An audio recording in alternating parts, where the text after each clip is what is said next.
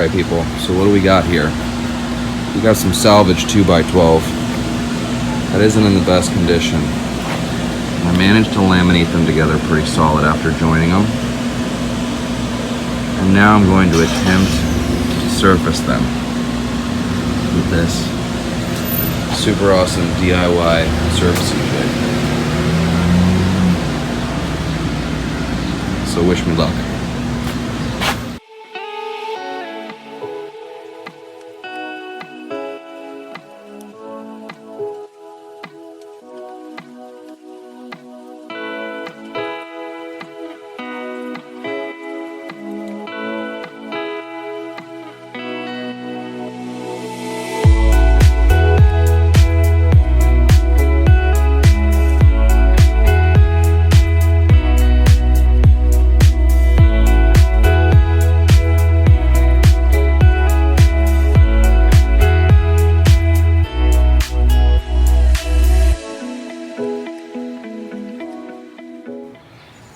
So this is my take on a river table, epoxy river table.